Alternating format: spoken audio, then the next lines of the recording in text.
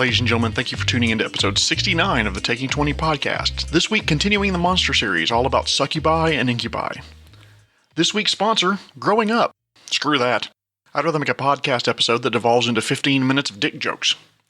We still have the contest for a $50 Amazon gift card. To enter, please send an email to contest@taking20podcast.com. That's taking20podcast.com.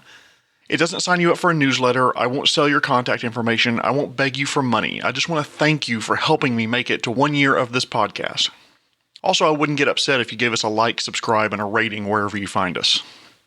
I will make every attempt to take this topic from an academic frame of reference, but given the highly sexualized nature of these creatures, invariably we will talk about some sexual topics, but I'll do my best not to make them graphic. Also, to show you how mature I am, yes, I saved this topic for episode 69. Inside my brain, I'm an 11-year-old boy. Anyway, on to the boob jokes.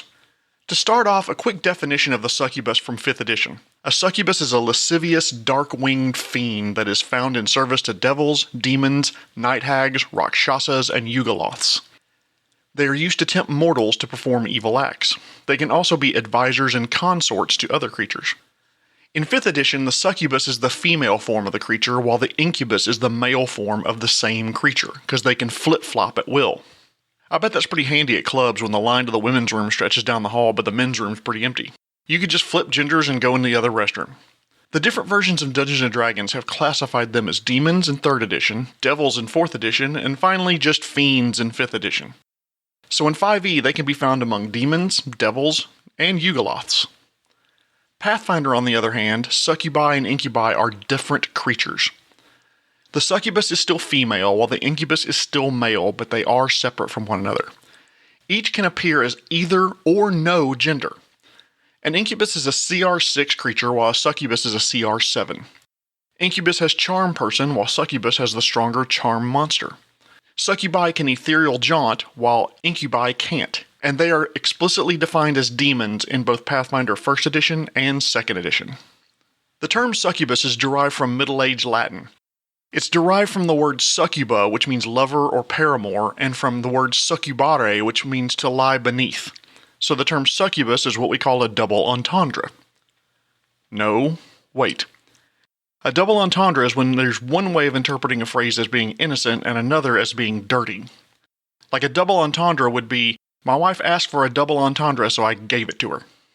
The term succubus derives from 2 Latin terms about sex, so it's just an entendre, not a double entendre.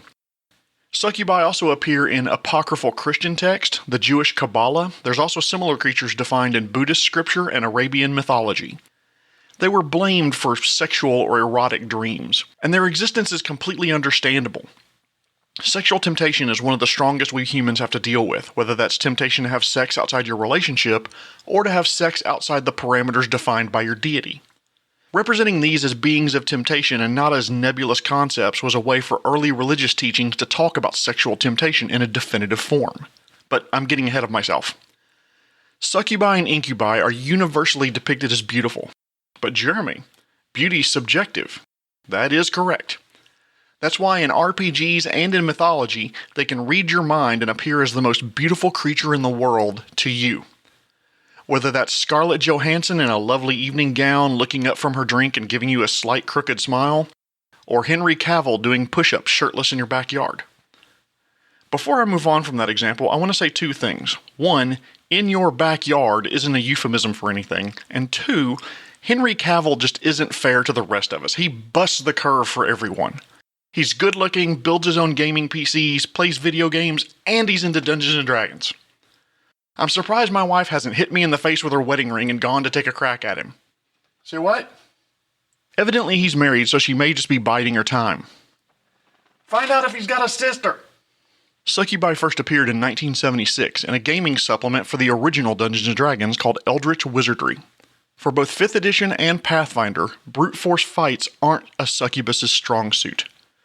Their physical attacks are fairly weak for their level, averaging 6 and 4.5 hit points of damage, respectively.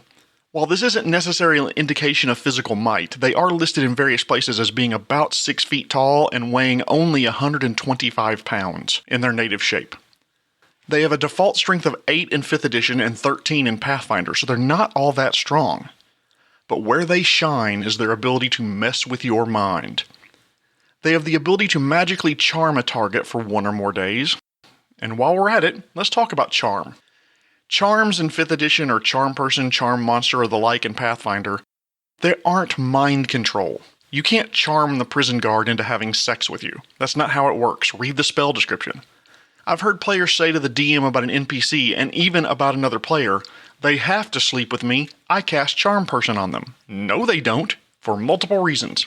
1, never, ever, ever take away another player's agency as a DM. And 2, I have quite a few friends that I haven't slept with, and I'll bet you do too. So just because they're friendly doesn't mean they want to bump uglies with you. What charm spells do is they fool you into thinking they're a trusted friend and ally. That friend you can confide your secrets in. That buddy you went to school with. That confidant to whom you bare your soul. So DMs and players, please read the charm descriptions carefully and make sure you understand what that spell can and cannot do. You may not be able to charm the prison guard into having sex with you, but hey, you know me, I'm not supposed to be locked up like this. Can't you just let me out long enough to stretch my legs? I mean, I won't even leave the room. You can watch me the whole time. That's a potentially reasonable request to someone under your charm spell. Not, let's make the beast with 2 backs. Sorry, I got sidetracked. Back to sex demons. Succubi and incubi have the ability to read your thoughts. Detect thoughts is the spell in Pathfinder, and telepathic bond in 5th edition. In 5th edition, the difference is, in 5th edition, the incubus or succubus needs to charm you first. Then they can use the telepathic bond. In Pathfinder, you just have to fail a will save. They both have the ability to change their shape at will. Combined with the ability to read your thoughts, they can appear as the most beautiful creature in the world to you. Steve Buscemi covered in chocolate pudding? Yep, they'll look like that for you with no judgment. The kiss from a succubus or incubus is potentially deadly. In 5th edition, they have the ability called Draining Kiss. You make a Constitution save or you take 32 psychic damage, and also, it reduces your maximum number of hit points by the same amount. 32 hit points is a lot. In Pathfinder, their kiss is an energy drain ability that drains 1 level and serves as a suggestion spell. And I'll bet you know what the suggestion is going to be. It's inevitably going to be to accept another act of passion, kiss, or more. Let's go with heavy petting in a car with steamed up windows, which inevitably results in another negative level and another suggestion. Lather, rinse, repeat until you have no levels left or you die of dehydration. Either way, you're dead.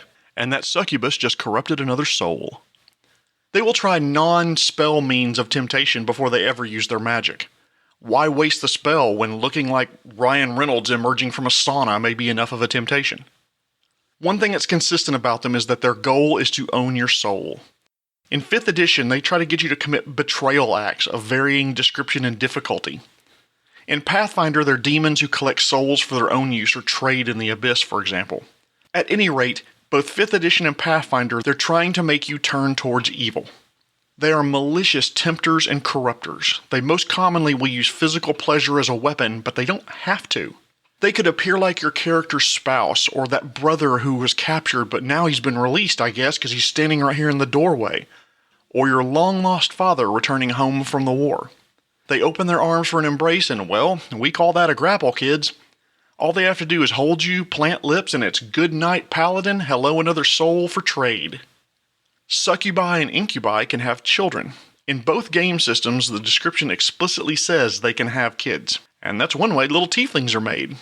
Oh, what a beautiful little baby with a cute little button nose and a slight reddish tinge to his skin. Does he have rosacea, and are those horns? Wait, cloven feet? Honey, did you get with Mr. Beelzebub again? Succubi are defined as subtle, methodical manipulators of their targets. Not even other demons are immune to their charms. Wars between demon princes have been fought because of them, whereas incubi are more, quote, forthright and forceful. I read that as a little rapey.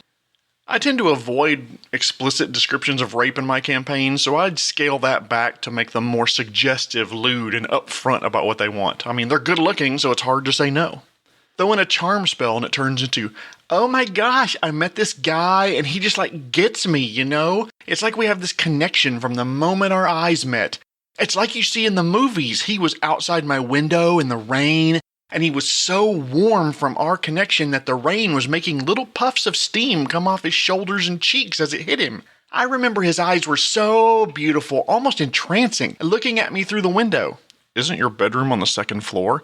Well, yes, but I don't see what that has to... Wait a minute. So how do you use succubi and incubi in your campaign? Well, number one, they're manipulative. The very definition of I'm a lover, not a fighter. They will set up schemes that keep them in power, even in the mortal realm, just to indulge their rapacious desires. They are born from the most lustful souls and delight in pleasures of the flesh. Look, hey, just because your job's tempting people with sex doesn't mean you can't enjoy it once in a while. They are cunning combatants. Why get into a fist fight when that minotaur who loves you will do it for you? Why risk bodily harm when that lieutenant who loves you will bring his troops to bear against your enemies? Why fight when a subtle kiss from that beautiful elf maiden will reduce them to jelly in your arms? Almost literally. 2. They love tempting powerful people. Leaders, priests, kings. Besides the prestige of tempting powerful people and being in a position of power themselves, those people can help lead others astray. 3. They can jump to the ethereal plane at will, and they will use that as an escape plan if all else fails. They're not going to stand and fight when the cost of death for demons and devils is so high. In Pathfinder, for example, if they're not summoned creatures, then when they're reduced to 0 hit points, they die for good. Their souls and bodies are the same thing. There's no killing a demon and off the soul goes to be judged. The soul is the body, so death of the body means death of the soul. Depending on your campaign world, though, their essence may be reabsorbed onto their home plane of existence, or they may be reborn as larvae or lemures or some other low-level outsider. At least in Pathfinder, though, they are not irredeemable. They are not lost forever. The succubus queen Nocticula, the first succubus in the Abyss, she overcame her evil nature, slayed a bunch of demon lords, and ascended to become full chaotic neutral goddess of artists, midnight, and exiles. It's exceedingly rare, but not unheard of for succubi and by extension incubi to leave their evil behind. Imagine a campaign where a succubus or incubus is looking for a path away from evil and thinks the PCs can help. It has powerful enemies who have a vested interest in making sure that doesn't happen, or it has pissed off powerful enemies, archfiends, demon lords, angels, other outsiders who want to see it suffer for its crimes. The PCs have to get it someplace or help it accomplish certain tasks, gain forgiveness from those it has wronged, or some other set of tasks to complete its path to redemption. You could make it a very serious campaign with a long and rocky road out of hell dealing with the consequences of past actions. Or you could make it funny, making the succubus struggle to leave her temptation past behind her. She slips into old habits, tempting the PCs, the head cleric, the blacksmith, a random NPC on a street corner, one of the PC's moms, etc. Succubi are very flexible, not just in that way, but also in how you can use them in an adventure. Succubi and incubi can serve as powerful lieutenants in mid-level campaigns or even as big bads for low-level campaigns. As big bads, they can be manipulating the world around the PCs without the PCs ever knowing it. So the succubus slowly and subtly pulls the NPCs towards evil choices, deftly and delicately pulling strings to make it harder for the PCs to accomplish their goals. As the PCs get closer to discovering what's behind it all, it can use the resources of everyone it has wrapped around its finger. Suddenly the PCs are wanted criminals. They can't shop at a powerful merchant shop, or the head of the criminal underworld puts a bounty on their heads, or all three at the same time. Getting close to a succubus may be easy, but figuring out who they actually are and extricating yourself will be exceptionally difficult. The succubus may even pose as someone who's helping the PCs to learn more about how close they are getting and methods that they're using, so the succubus can be prepared to counter when needed. As lieutenants instead of big bads, the big bad can use the succubus in a similar manner as if the succubus was the big bad, throwing the PCs off their scent, turning allies against the PCs, securing additional resources to protect themselves from being found out. But on top of everything else, the succubus or incubus can potentially be subtly manipulating the big bad as well. So each one, the incubus and the big bad, thinks they're using the other one. Could make for a great dramatic moment where the lieutenant turns on the big bad at a crucial time, backstabbing the big bad and the PCs to become the new big bad. In summary, succubi and incubi thrive on deception and misdirection. They're not keen to fight toe-to-toe and would rather manipulate others to fight for them. They excel at making both mortals and extraplanar creatures fall for them, whether that takes a change of shape, a charm spell, whispering into their dreams, or taking out the right romantic rival at the right time. Now if you'll excuse me, Selma Hayek is floating outside my window and I'm going to invite her in for a drink. Please like, subscribe, rate, and leave a comment. I'd love to hear feedback from you. If all else fails, send it to feedback@taking20podcast.com. This week's sponsor was Growing Up, the surest way to discover more problems than you ever knew existed. This has been Taking 20, episode 69, the Monster Series, all about succubi and incubi. My name is Jeremy Shelley, and I hope that your next game is your best game.